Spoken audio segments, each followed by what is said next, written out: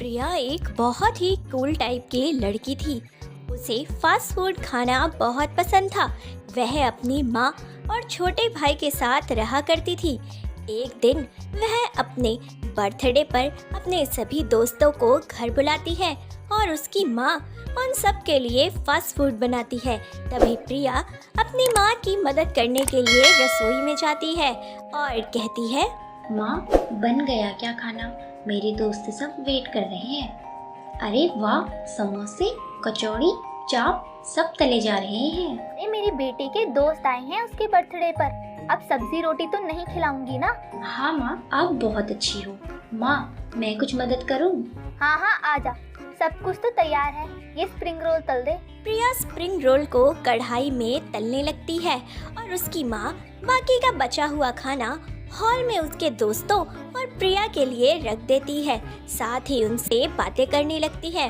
वहीं दूसरी तरफ रसोई में प्रिया एक तरफ स्प्रिंग रोल तलती है तो वहीं दूसरी तरफ उन्हें खाने लगती है। तभी वहाँ सुषमा आती है और बोलती है, स्प्रिंग रोल कहाँ गए? अरे इतने सारे स्प्रिंग रोल तैयार किए थे मैंने। अब मैंने गिने नहीं कितने थे, पर हाँ, खा गई सारे।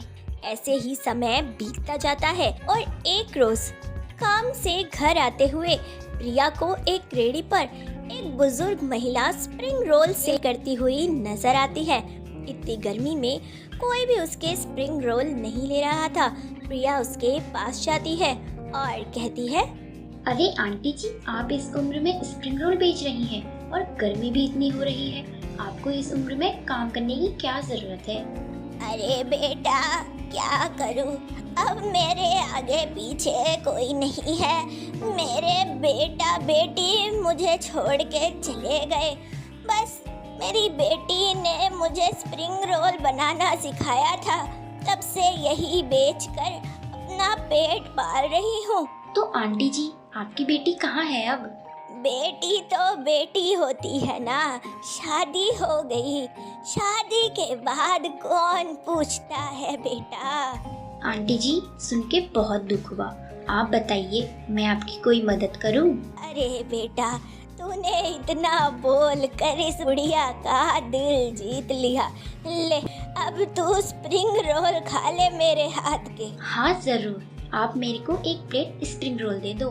प्रिया उससे स्प्रिंग रोल लेकर खाने लगती है और उसके बाद घर चली जाती है।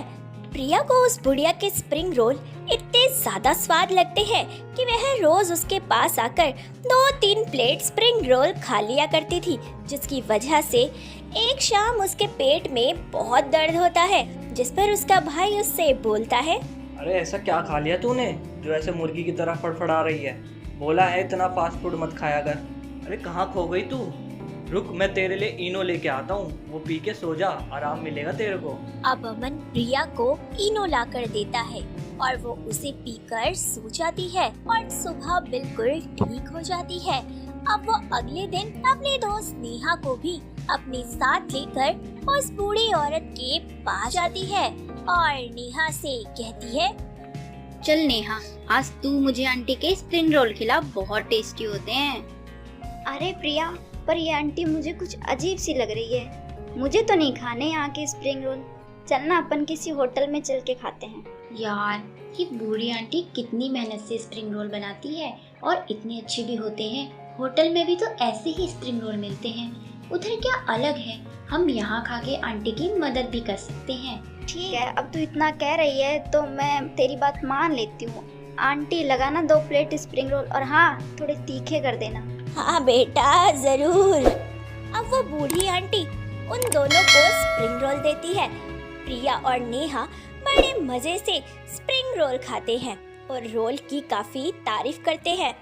नेहा जब प्रिया के साथ उस आंटी के पास जाती तो वह हमेशा ही स्प्रिंग रोल खाती, पर नेहा का तो कभी कभी था। प्रिया हर रोज ही स्प्रिंग रोल खाने की आदी हो गई थी। अब ऐसे ही एक शाम नेहा के पेट में बहुत तेज दर्द होता है।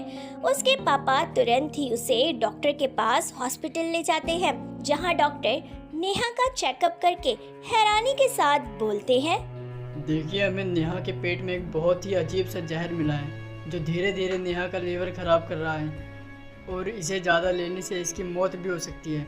और अभी नेहा के पेट में इतना जहर नहीं था, तो हमने इसको बचा लिया और वह खतरे से बाहर है। अरे डॉक्टर, पर मेरी बेटी के पेट में जहर जा कैसे रहा है? उसको तो कोई गलत आदत भी नहीं है और उसका कोई दुश्मन भी नहीं है जो उसके साथ ऐसा करे। शायद आपकी बेटी कुछ ऐसा खा रही है या पी रही है जिसमें जहर है।